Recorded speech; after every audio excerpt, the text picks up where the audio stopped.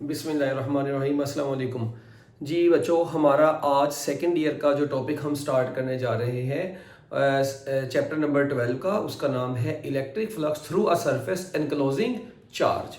अगर किसी सरफेस में चार्ज कोई एनक्लोज्ड हो और हमें उस सरफेस का बच्चों क्या निकालना हो, इलेक्ट्रिक फ्लक्स निकालना हो, तो वो हम किस तरीके से निकालेंगे। सबसे पहले मैं टॉपिक का नाम लिख देता हूँ जी, electric flux through a surface. Electric flux through a surface, एक ऐसी सरफेस का इलेक्ट्रिक फ्लक्स निकालें एनक्लोजिंग चार्ज। बच्चों जिसमें चार्ज क्या हुआ होगा, एनक्लोज हुआ होगा, वो आप लोगों ने उस सरफेस का क्या निकालना है, इलेक्ट्रिक फ्लक्स निकालना है। अब यहां पर सबसे पहले तो बच्चों टॉपिक के नाम से ही टॉपिक की हमने बनानी है पहचान। तो हम क्या काम करते हैं जी, लेट्स सपोज हमारे पास यहां पर एक सबसे पहले एक क्लोज सरफेस हम बनाते हैं, ठीक है। अच्छा, ये देखें जी, इधर हम बनाते हैं जी एक सरफेस, एक सफियर बना लेते हैं। बुक में सफियर की फॉर्म में, वो सरफेस हमने भी सफियर की फॉर्म में बना ली। अब ये एक सरफेस है, इस सरफेस में लेट वी से एक चार्ज क्यू यहां पर पड़ा हुआ है। अब हमें पता है इस चार्ज को देखें, अगर मैं यहां पर थोड़ा इसको एक्सप्लेन कर दूं, ये एक सरफेस है, इस सरफेस में कोई चार्ज पड़ा हुआ है, तो यार इस चार्ज की इलेक्ट्रिक फील्ड लाइंस हर तरफ से ऐसे बाहर को निकल रही हैं। अब जब ये इलेक्ट्रिक फील्ड लाइंस इस सरफेस में से, सफियर की सरफेस में से गुजर रही है, तो इसका मतलब है इस सफियर का कोई इलेक्ट्रिक फ्लक्स तो होगा। तो हमने बेसिकली जिस सरफेस के अंदर चार्ज को एनक्लोज किया हुआ है, चार्ज को बंद किया हुआ है, उस सरफेस का इलेक्ट्रिक फ्लक्स निकालना है। ठीक हो गया। तो अब बच्चों आप लोगों को सबसे पहले क्या करना पड़ेगा, जरा गौर से अब आप लोगों ने इसको देखना है। हम क्या काम करते हैं, अब हम इस पूरी सरफेस का इलेक्ट्रिक फ्लक्स अगर निकालना चाहते हैं तो पूरी सरफेस को छोटे छोटे हिस्सों में डिवाइड करेंगे, हर हिस्से का इलेक्ट्रिक फ्लक्स निकालेंगे, सबको ऐड कर देंगे, तो हमारे पास क्या आ जाएगा, टोटल इलेक्ट्रिक फ्लक्स सरफेस का आ जाएगा। बात खत्म, वेरी सिंपल टॉपिक, ठीक है। अच्छा, अब लेट वी से मैं कहता हूं जी, इस सफियर के ऊपर मैं एक छोटा सा ये पैच लेता हूं, एक सेगमेंट लेता हूं, और इस सेगमेंट का इलेक्ट्रिक फ्लक्स मैं निकालता हूं। इसी तरह के मैं और भी सेगमेंट ले सकता हूं। लेट वी से ये पूरे सफियर के ऊपर ऐसे छोटे छोटे n सेगमेंट्स हैं। मैं अब बजाय ये कि सारे सेगमेंट्स बनाऊं, मैं किसी एक सेगमेंट को डिस्कस करता हूं। अब इस सेगमेंट में से इस चार्ज की जो इलेक्ट्रिक फील्ड आ रही है, चार्ज की इलेक्ट्रिक फील्ड ऐसे बाहर को आ रही है, तो इस सेगमेंट में से जो इलेक्ट्रिक फील्ड आ रही है वो ऐसे बेसिकली बाहर को है। और इस सरफेस का क्योंकि ये सरफेस ऐसे गोल है, तो उसका एरिया वेक्टर ऐसे उसकी हर पैच के परपेंडिकुलर नहीं होगा, बिल्कुल परपेंडिकुलर होगा। तो इसका मतलब यहां पे जो एरिया वेक्टर होगा वो भी क्या होगा, परपेंडिकुलर होगा। मैं इसको डेल्टा ए का नाम देता हूं। डेल्टा का मतलब स्मॉल एरिया हमने चूज किया है, और एरिया के ऊपर वेक्टर का साइन आपको पता है, एरिया वेक्टर ऐसा वेक्टर होता है जो किसी भी सरफेस के परपेंडिकुलर होता है, ठीक है। और इसकी जो लेंथ होती है वो सरफेस एरिया की मैग्नीट्यूड के बराबर होती है। मैंने आपको इलेक्ट्रिक फ्लक्स के टॉपिक में पढ़ाया है। तो जिस बच्चे को एरिया वेक्टर का कॉन्सेप्ट क्लियर नहीं है, वो इलेक्ट्रिक फ्लक्स का इससे पीछे वाला टॉपिक निकाले और उसको यहां से यूट्यूब से समझ ले, फिर उसके बाद इसको समझ लेना बेशक, ठीक है। तो अब हमें बेसिकली इस पूरे सफियर का इलेक्ट्रिक फ्लक्स निकालना था। हमने क्या काम किया, हमने डिवाइड कर दिया पूरे सफियर को छोटे छोटे सेगमेंट्स में। To find electric flux through the sphere, इस सफियर का बच्चों इलेक्ट्रिक फ्लक्स निकालने के लिए मैंने क्या काम किया, डिवाइड द होल सफियर। मैंने इस पूरे सफियर को बच्चों डिवाइड कर दिया, किसमें, इनटू n स्मॉल सेगमेंट्स। बच्चों मैं इसको n छोटे छोटे सेगमेंट्स में क्या कर दूंगा, डिवाइड कर दूंगा। अब जब मैंने इसको n सेगमेंट्स में डिवाइड किया, तो अब मैंने देखा हर सेगमेंट का, बच्चों हर सेगमेंट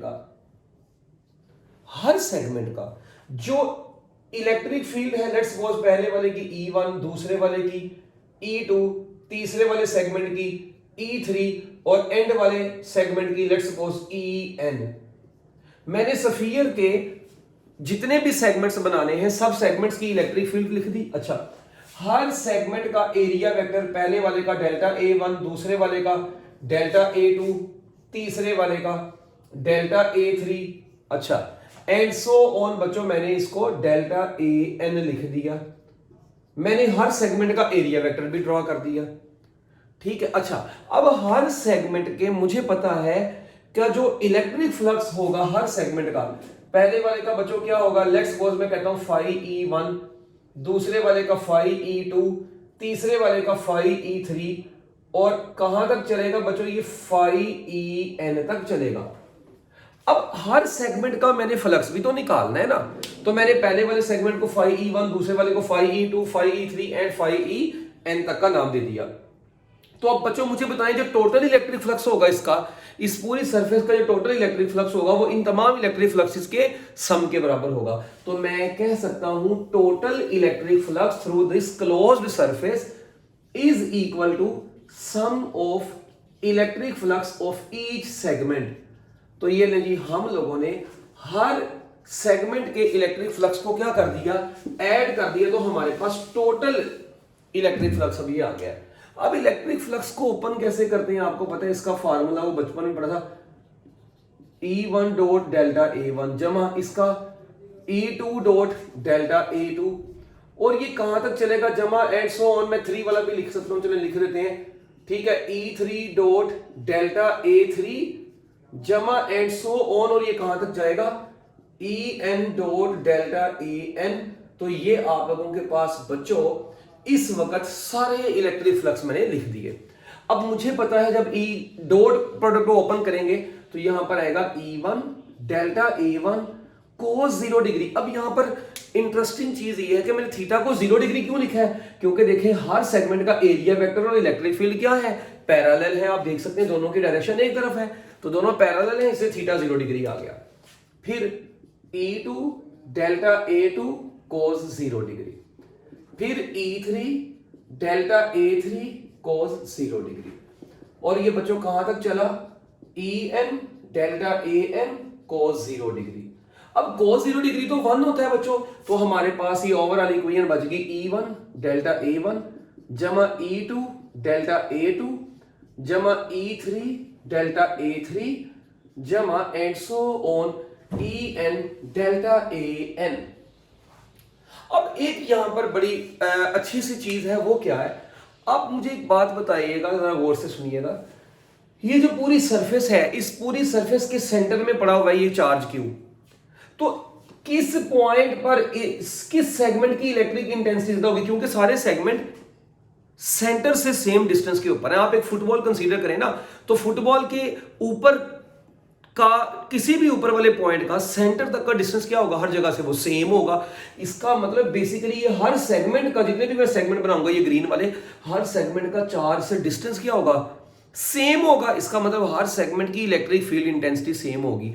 क्यों, ये देखें, हमें पता है कि इलेक्ट्रिक इंटेंसिटी का फॉर्मूला होता है KQ/R²। क्या यही फार्मूला नहीं होता? अब K तो हमें पता है कांस्टेंट है, Q भी यहां पर एक ही है, उसके बाद डिस्टेंस, हर सेगमेंट का सेंटर से डिस्टेंस भी क्या है, सेम। इसका मतलब इलेक्ट्रिक फील्ड तो कांस्टेंट रहती है हर सेगमेंट की। तो मैं इसीलिए फिर ये E1 E2 E3 and so on En, इन सब को मैं एक ही E बोलूंगा, ये क्योंकि कांस्टेंट E के बराबर आएगा। तो इधर E लिखने की जरूरत नहीं क्योंकि वो शुरू में लिख लिया हुआ है।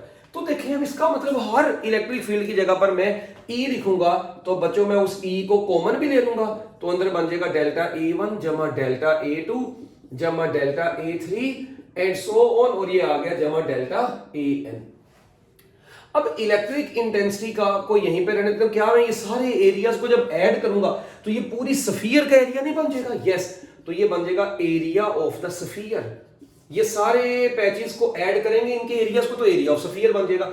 अब E का फॉर्मूला आपको पता है, वो होता है KQ/R², और एरिया ऑफ स्फीयर का फॉर्मूला क्या होता है, 4πr²। अब एक काम करते हैं, ये K की वैल्यू भी तो हमको पता है ना, 1/4πε0। ये Q/R² यहीं पर रहा, ये 4πr² आ गया। अब यहां से बच्चों क्लियर नजर आ गया कि 4π से कट गया, R² इस R² से कट गया, और आपके पास फार्मूला बच गया Q/ε0। क्या बच गया बच्चों, Q/ε0। इसका मतलब है कि इस पूरी सरफेस का जो टोटल इलेक्ट्रिक फ्लक्स आ गया है वो Q डिवाइडेड बाय ε0 के बराबर आ गया है। ले जी बच्चों, ये हमारे पास आया है इस पूरी सरफेस का टोटल इलेक्ट्रिक फ्लक्स। और यहां से क्लियरली नजर आ रहा है कि ये इलेक्ट्रिक फ्लक्स किसके ऊपर डिपेंड कर रहा है। नंबर 1 चार्ज एनक्लोज्ड के ऊपर, जो हमने चार्ज सरफेस में रखा हुआ है उसके ऊपर, और epsilon not nature of the medium को शो करता है।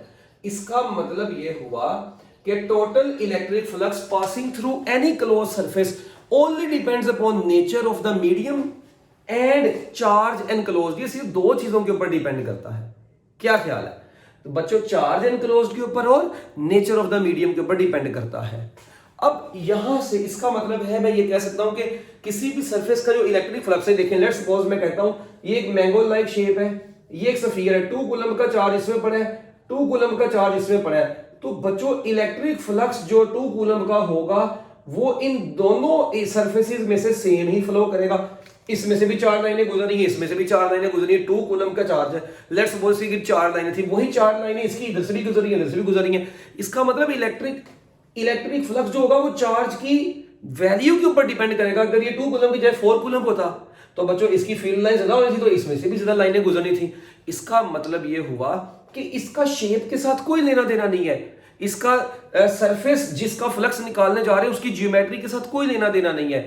ठीक है, तो आप लोगों ने ये याद रखना है, electric flux through a surface enclosing charge is independent of shape or geometry of the surface. It only depends upon charge enclosed and medium. अब चार्ज को डबल कर देंगे, इलेक्ट्रिक फ्लक्स डबल हो जाएगा। मीडियम अगर एयर के अलावा कोई लाके रख देंगे तो इलेक्ट्रिक फ्लक्स पहले से कम हो जाएगा। क्यों? क्योंकि ये वाला फैक्टर डिनोमिनेटर में है। तो अगर मैं यहां पर एक छोटा सा नोट भी बना सकता हूं, मैं कह सकता हूं कि electric flux in the presence of medium किसके बराबर आएगा? देखें Q ओवर एप्सिलॉन नॉट के साथ एप्सिलॉन R आ जाएगा। ये एप्सिलॉन R उस मीडियम का रिलेटिव परमिटिविटी। अब इतनी सी चीज की जगह पर मैं phi एयर लिख दूंगा। तो बच्चों अगर आप गौर से देखें तो इलेक्ट्रिक फ्लक्स जो एयर का है उसको जब हम एप्सिलॉन R से डिवाइड कर रहे हैं तो हमारे पास आ रहा है। यानी हम कह सकते हैं मीडियम का फ्लक्स जो होगा वो एयर के फ्लक्स को एप्सिलॉन R से डिवाइड करके आता है। ये आप लोगों को बहुत काम दे सकता है ये वाला फार्मूला। अब देखिए मैं कहता हूं जी, अगर यहां पर सारी एयर मौजूद है, सिर्फ मीडियम एयर है, तो एयर की मौजूदगी में इलेक्ट्रिक फ्लक्स लेट्स सपोज आया 10 न्यूटन पर कूलम मीटर स्क्वायर। ठीक है, तो बताएं अगर मैं उस मीडियम में एक ऐसा डाइलेक्ट्रिक ला के रख दूं जिसकी रिलेटिव परमिटिविटी 2 हो, तो आप एयर के फ्लक्स यानी 10 को 2 पे डिवाइड करेंगे तो मीडियम का फ्लक्स कितना आ जाएगा? 5 न्यूटन पर कूलम मीटर स्क्वायर आ जाएगा।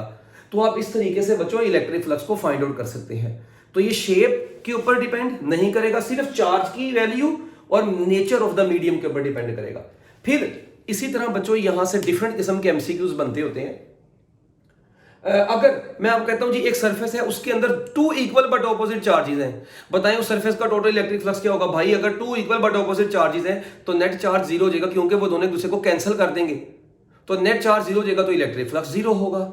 ठीक हो गया। तो ये आप लोगों ने याद रखना, ये बड़ा मशहूर एमसीक्यू मैंने बोला है। एक surface contains 2 equal but opposite charges, what will be the net electric flux of the surface? 0, because total charge will become 0। तो जब चार्ज ही 0 हो जाएगा तो इलेक्ट्रिक फ्लक्स भी क्या हो जाएगा? 0 हो जाएगा।